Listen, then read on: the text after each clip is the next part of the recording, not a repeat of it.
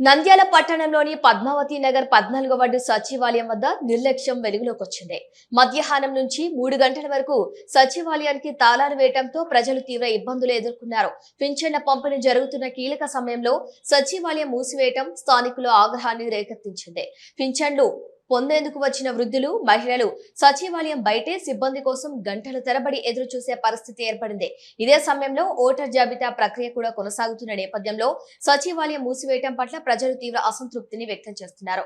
అత్యవసర సేవల కోసం వచ్చే ప్రజలను ఇలా ఇబ్బందులకు గురి చేయడం సరైన పద్ధతేనా అని ప్రశ్నిస్తున్నారు. ఈ విషయంపై మున్సిపల్ అధికారులను సంప్రదించగా సచివాలయాలకు తాళాలు వేయకూడదని, కనీసం ఒక సిబ్బంది అయినా కార్యాలయంలో ఉండాల్సిందేనని స్పష్టం చేసినట్లు తెలిసిందే. అయినప్పటికీ ప్రస్తుత పరిస్థితి మాత్రం ఆ ఆదేశాలకు విరుద్ధంగా కనిపిస్తోంది. ప్రజలకు సేవలు అందించాల్సిన సచివాలయం తలుపులు మూసివేయటం ప్రజల్లో అసహనం రేపుతోంది. ఇలాంటి సంఘటనలు పునరావృతం కాకుండా ఉన్నతాధికారులు కఠిన చర్యలు తీసుకోవాలనే డిమాండ్లు వినిపిస్తున్నాయి.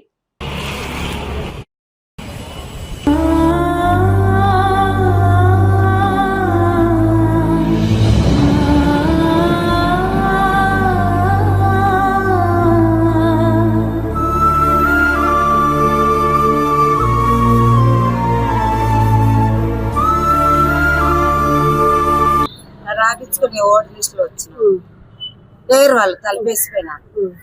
ఫస్ట్ కనుక్కోలేదు, మేము కూడా పోయినాం లోపలికి. తెలియక వచ్చినాం అడిగి మళ్ళీ ఏరే వాళ్ళని.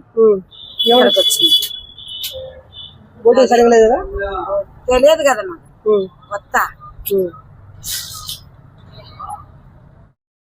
ఓట్లలో ఇక్కడనే ఉండే, ఇక్కడ పేటలోనే, కానీ ఇంకా రాయకుండా ఉన్నారు. 500 ఓట్లు ఉన్నాయన్నమాట. 500 ఓట్లు అంటే కొన్ని పేటలు ఉన్నాయి, కొన్ని వైష్ణవులు ఉన్నాయి. అక్కడ మార్పించుకున్న వాళ్ళు అక్కడ మార్పించుకున్నాం, ఇక్కడ మార్పించుకున్న వాళ్ళు మమ్మల్ని ఇక్కడ పంపించారు. పరిష్కారం అనేది 10 మంది దగ్గర 10 దగ్గరలో తిప్పిస్తుంటారు, కానీ ఏ పరిస్థితం లేదు. వైష్ణవం అయితే ఏదో మాకు అక్కడ సచివాలయం ఒకటి ఉండే, అక్కడ రాసే వాళ్ళకి అక్కడ రాస్తుండు, అక్కడ తీసేసి మళ్ళీ ఇక్కడ పెట్టారు. ఇక్కడ పెట్టిన దాన్ని మేము తెలియక కనేమంటే 2-3 అడిగి ఏదో ఎక్కడుందో అని తెలియక వచ్చి ఓ మనిషిని అడిగి వచ్చి కూర్చున్నాం. వీళ్ళేమో బంద్ చేశారు. అలాగే ఏదో ఎక్కడి నుంచో వచ్చిన వాళ్ళు ఉండాలంటే ఉండలేదు. దీని పరిష్కారం ఉంటే కానీ ఏదైనా పెద్ద చిన్న గురువు దైవం అనేది వస్తుంటారు పోతుంటారు, ఎక్కడి నుంచో పల్లెటూరులో మటుకు. మళ్ళీ ఇట్లా పట్టించుకుంటూ వెళ్ళిపోతే దానికి ఎవరు, మాకు చదువు రాదు, మాకు తెలియక రోడ్ల మట్టి తిరుగుతుంటే వీళ్ళు పట్టించుకొని కనేమంటే కరెక్ట్ అడ్రస్ కూడా లేదు, వాళ్ళగా మేము తెలుసుకొని ఎట్లా మార్పించుకోవాలని మాకేం తెలుస్తుంది. ఓటు కూడా లేదు కాబట్టి ఏదో మాకు తెలియక అక్కడ ఇక్కడ తిరుగుతున్నాం. ఏదో పరిష్కారం ఉంటే వచ్చినాక అడుగుతాం.